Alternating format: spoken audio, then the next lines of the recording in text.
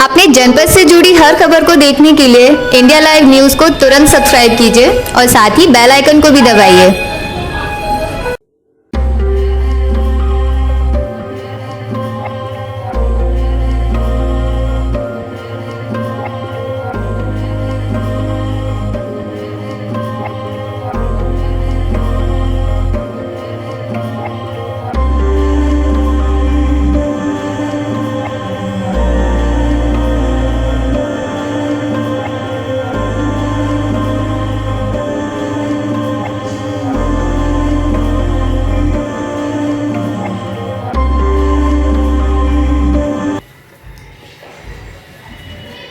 मैं अनिल गर्ग होटल गर्ग का ओनर हूँ और अपना घर आश्रम रोजाबाद का अध्यक्ष हूँ और इसको जन सहयोग से हम लोग मेंटेन करते हैं। सन 2006 में इसकी स्थापना करी गई। पहले हम लोगों ने इसको वृद्धाश्रम के रूप में बनाने का विचार किया, लेकिन क्योंकि हमारा डिस्ट्रिक्ट छोटे होने की वजह से हम वृद्धाश्रम इसका चालू नहीं कर पाए। फिर हमने भरतपुर की एक संस्था है अपना घर आश्रम करके, उनके संपर्क में जब हम आए तो हमने लावारिस लोगों को, मंदबुद्धि लोगों को यहाँ पर स्टार्ट किया। यह जगह शाहपुर नया बांस मोड़ जलेसर रोड फिरोजाबाद पर स्थापित है। हमारा मुख्य उद्देश्य है किसी भी आश्रयहीन, असहाय, लावारिस, बीमार, सेवा एवं संसाधनों के अभाव में वेदनादायक पीड़ा एवं असामाजिक मृत्यु का शिकार होने से बचा सके। इसी परिकल्पना को साकार करने हेतु हमने ये प्रयास किया है। इसको हमने 9 नवंबर 2017 को इसका मुहूर्त किया था, जो कि हमारे सांसद महोदय श्री एसपी सिंह बघेल जी के द्वारा किया गया, जिसमें फिरोजाबाद के डीएम उस समय के और एसएसपी महोदय, यहाँ के नगर विधायक मनीष असीजा जी, विधायक सुखावत मुकेश वर्मा जी और अन्य शहर के गणमान्य लोगों की उपस्थिति में इसका शुभ मुहूर्त किया गया। इस समय प्रेजेंट में 44 प्रभु जी यहाँ निवास कर रहे हैं।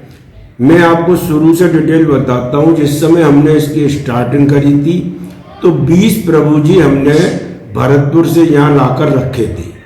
फिर हमने अपने डिस्ट्रिक्ट से और प्रभु जी हमको मिलते गए तो यहाँ पर 55 तक हम संख्या रह चुके हैं।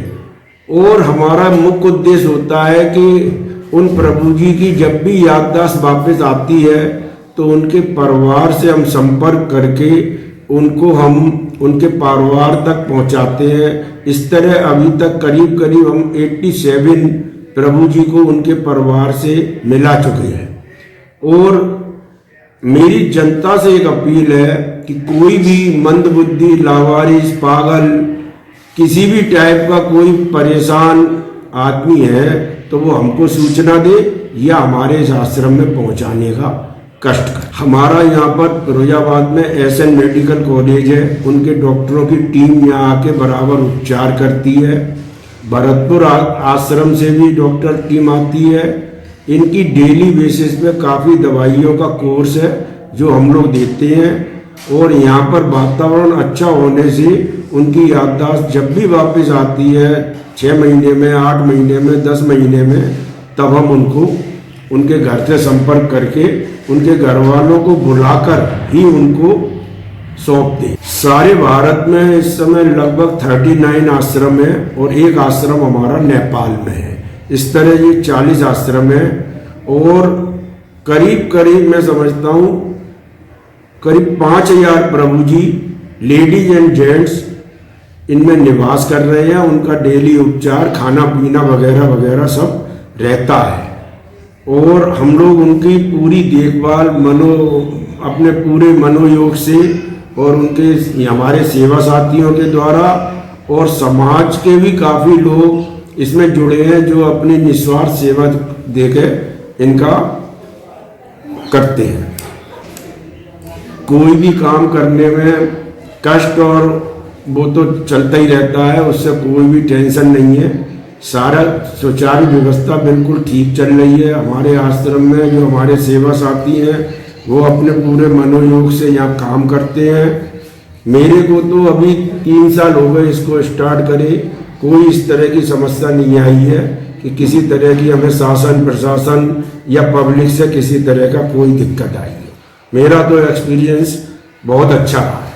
हमने कभी सरकार से कोई योगदान लेने की कोशिश भी नहीं करी है, और जब कोशिश नहीं करी है तो कोई लाभ भी हमको नहीं मिल रहा है। जनता से तो मेरा एक ही कहना है कि भाई यहाँ आके इसकी यहाँ का व्यवस्थाएं देखें और प्रभु जी के लिए जो भी सेवा हो सकती है वो करने की कोशिश करें, क्योंकि हमारा उद्देश्य ये है कि हम किसी के दरवाजे पे जाके यहाँ के लिए चंदा नहीं करते हैं। हम ये जन सहयोग से ही चला रहे हैं। लोग यहाँ आते हैं, अपने मन से वो इनको खाना वाना जो भी होता है खिलाते हैं, वस्त्र वगैरह देते हैं। और हमारा तो यहाँ एक ड्रेस कोड है, जो प्रभु जी यहाँ रहते हैं उसी ड्रेस में वो रहते हैं। सेवा साथियों की भी ड्रेस है, तो पूरा व्यवस्था है यहाँ ठीक है। यहाँ पर आश्रम में आकर जो यहाँ के हमारे मैनेजर साहब हैं उनसे संपर्क कर सकता है, मेरे से स्वयं संपर्क कर सकता है। एक हमारे सचिव महोदय हैं मुकेश गुप्ता मामा जी, उनसे संपर्क कर सकता है। हमारे यहाँ अभी तक 4 प्रभु जी की डेथ हुई है 3 साल में, जिनको वैसे तो हम उनका धर्म हमको पता नहीं होता है कि वो किस धर्म के हैं, पर जो हम नामकरण संस्कार करते हैं, मुस्लिम भी कर देते हैं और हिंदू भी नामकरण होता है। तो हिंदू रीति रिवाज से हम लोग उसका क्रियाक्रम वगैरह जो भी होता है सारा कराते हैं। और उनको यहाँ पर जो शमशान घाट है वहाँ पर हमारे सेवा साथी और हम स्वयं जाकर भी उनका क्रियाक्रम करा देते हैं। मैं सब अनिल लहरी मेरा नाम है, और मैं यहाँ पर अपना अगर आश्रम जो शिव शक्ति वृद्धाश्रम समिति द्वारा संचालित है नयावास जलेश्वर रोड पर, उसमें सेवा साथी का काम करता हूँ। और मेरा यहाँ पर यही एक ही उद्देश्य है, सभी लोगों से अनुरोध भी करता हूँ इस बात का, पूरी नगर की जनता से, कि इस अपना घर में जी अपना घर नाम जो क्यों दिया गया ये समझने की कोशिश की जाए। ऐसे मन बुद्धि और जो लावारिस लोग जो सड़कों पर घूमते हैं, जिनका कोई नहीं है, उनका ये अपना घर है, उनका ये अपना घर है, इसलिए ये नाम अपना घर दिया गया है। और इस अपना घर में उन लोगों की वो व्यवस्था की जाती है जो हमारे अभी अध्यक्ष जी अनिल गर्ग साहब ने बताया, जो अनिल गर्ग जी जो हैं अध्यक्ष हैं हमारे इसके संस्था के, और इस संस्था के सचिव मुकेश कुमार गुप्ता मामा हैं। ये हमारे एक इसमें काफ़ी लोग ट्रस्टी भी हैं जिनको अनिल गर्ग साहब ने हमारे ने जोड़ा है, और काफ़ी ऐसी शख्सियत हैं शहर की जिनको इसमें इस अपना घर से जोड़ा गया है। और मेरा एक ही उद्देश्य है, और इस अपना घर का भी एक ही उद्देश्य है कि जितने भी लावारिस लोग अगर आपको दिखते हैं तो आप हमारे इस आश्रम के नंबर को नोट कर लें और उस नंबर पे इन्फॉर्म करें। तो हमारा अगर आप उन लोगों को यहाँ पर आश्रम तक पहुँचा सकते हैं तो उसमें मदद कीजिएगा। अगर आप नहीं पहुँचा सकते हैं तो आप हमारे नंबर पर सूचित कीजिए, और सूचित करने के बाद हमारी एम्बुलेंस अब आश्रम की जाएगी और उन लावारिस लोगों को वहाँ से लाएगी। और बाकायदा हम लावारिस लोगों को ऐसे ही नहीं बुला लेते हैं अपने आश्रम में, बाकायदा उनका रिकॉर्ड होता है। जिस थाने से हम लोग उठाते हैं उस थाने पर उस थानेदार की स्टाम्प्स और फॉर्म भरा जाता है, बाकायदा रिकॉर्डेड। और इनलीगल काम कोई नहीं होता है, बिल्कुल लीगली हम उन लोगों को यहाँ पर लेकर आते हैं, जिसकी वजह से ये आश्रम हमारा संचालित चल रहा है और बहुत कुशलता से चल रहा है, बहुत अच्छी तरीके से चल रहा है। इसमें प्रतिदिन उनको सुबह नाश्ता दिया जाता है, 11 बजे उनको खाना दिया जाता है, फिर उनको 3 बजे चाय नाश्ता दिया जाता है, फिर शाम को 5 सवा 5 बजे करीब उनको खाना दिया जाता है। और दोनों टाइम उनको जिस तरीके के वो मरीज़ हैं उस तरीके की उनको दवाएं दी जाती हैं। उन दवाओं से काफ़ी लोग हमारे इस आश्रम से मतलब सही होकर भी अपने घर पहुंच चुके हैं, क्योंकि उनको तो अपना घर का भी पता नहीं है, लावारिस लोग हैं, ना घर का पता है ना अपना नाम का पता है।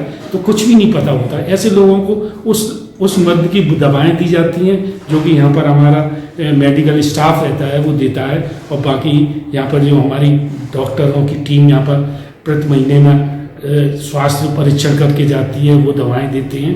उसके आधार पर ही ये सारी संचालित किया जा रहा है, और हम समझते हैं, मैं पूरी जनता से अपील करता हूँ, और इसका संचालन हम किसी से, जैसा हमारे अध्यक्ष जी ने बताया कि हम किसी से चंदा नहीं करते हैं, किसी से दान नहीं लेते हैं। हाँ, इतना ज़रूर है कि हमारे यहाँ पर जो भी आपके जैसे कि आपके यहाँ पर कोई बर्थडे है, किसी की पुण्यतिथि है, कोई ऐसा खुशी का माहौल है और आप कुछ करना चाहते हैं, तो हमारे यहाँ पर सुबह शाम जो खाना चलता है उसके नाम से प्रसादी की जाती है, उसकी 2000 रुपये की रसीद कटती है, उस नाम से आप कटवा सकते हैं, और अपने नाम से उसकी हमारे बाकायदा बोर्ड लगा हुआ है, आपका नाम लिया जाएगा, आपका जो ऑप्शन है जैसे जन्मतिथि है किसी की तो वो लिखा जाता है, बाकायदा उसकी रसीद मिलेगी आपको 2000 रुपये की। वो 2000 रुपये यही इस आश्रम की आमद है, ये सोर्स ऑफ इनकम जो है वो हमारे आश्रम की यही है। और प्रतिदिन ऐसा नहीं है कि प्रतिदिन यहाँ पर 2-3 लोग आते रहते हैं और प्रसादी कराते रहते हैं, और बहुत संचालित अच्छे ढंग से चल रहा है, किसी को कोई दिक्कत नहीं है। काफ़ी प्रभु जी जिनको हम प्रभु जी लावारिस लोग हैं उनको प्रभु जी के नाम से संबोधित करते हैं, उन लोगों को हम यहाँ पर सही होकर भी उनके घर भेज चुके। नहीं, ऐसा अभी तक तो ईश्वर की कृपा से ऐसा इस आश्रम में नहीं हुआ कि हमारे यहाँ कभी खाने की कमी आई। उसके अलावा यहाँ पर दाल चावल चीनी तेल घी मसाले जो भी देना चाहता है वो भी यहाँ पर आप दे सकते हैं।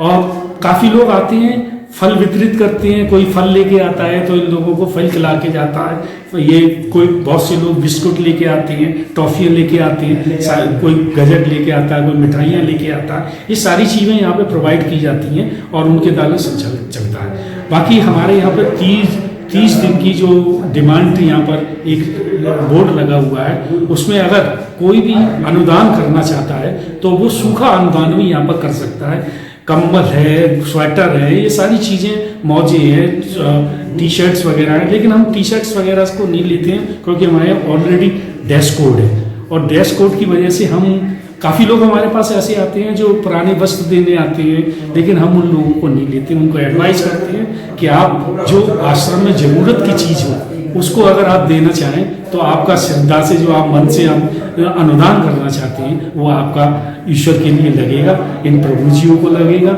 मेरी आपसे यही प्रार्थना है कि जो आश्रम में ज़रूरत हो तो उसी को देने की आप चेष्टा करें और कोशिश करें। नहीं, बहुत दुख होता है जब आप किसी की सेवा करते हैं, जब आप अपने परिवार में रहते हैं और एक परिवार का सदस्य आपके साथ से बिछुड़ता है, तो उतना ही दुख हम लोगों को भी होता है उन लोगों से बिछड़ने से, क्योंकि जब हम लोग उनकी सेवा में, वो किसी के आश्रित तो है नहीं, वो हम लोगों के आश्रित हैं। अगर वो जब सही होकर यहाँ से जाते हैं तो वो भी बेचारे विचलित होते हैं हम लोगों से कि देखिए कि इतने दिनों का सफ़र हमने यहाँ पे काटा अपने जीवन का, और उस समय जब वो जाते हैं तो बहुत वेदना होती है, बहुत दुख होता है, इसमें कोई दो राय नहीं है। और ईश्वर की कृपा से एक खुशी ये होती है कि उनकी अपनी याददाश्त वापस आ गई है, वो अपने परिवार के साथ जा रहे हैं। ये ऐसा महसूस आप जब भी हम लोगों की जगह होंगे तो आप भी महसूस करें। मैं आपके मीडिया के, आपके चैनल के द्वारा यही संदेश देना चाहता हूँ जनता को कि ये वृद्धाश्रम शिव शक्ति वृद्धाश्रम द्वारा जो संचालित है अपना घर नयावास मोड़ पर जलेसर रोड पर, उसमें आप यहाँ पर आएँ, पधारें और वहाँ की व्यवस्थाओं को देखें तो आपका स्वतः मन करेगा कि यहाँ पर हमको क्या करना चाहिए। आपका स्वतः मन करेगा कि मैं यहाँ पर कुछ ना कुछ करके जाऊँ, क्योंकि यहाँ पर ऐसे प्रभु जी रहते हैं जो आप उनको स्वयं ईश्वर की दृष्टि में देखेंगे, और ईश्वर की जब दृष्टि होती है, ईश्वर के जब हमारा मन में ईश्वर की भावना जागृत होती है तो आप स्वतः ही यहाँ पर कुछ ना कुछ अनुदान करेंगे, जिससे इस आश्रम को संचालित करने में बहुत आसानी होगी। मैं आपसे अपील करता हूँ, विनती करता हूँ कि आप यहाँ पर आएँ और ऐसे लोगों की मदद करने की पूरी कोशिश करें।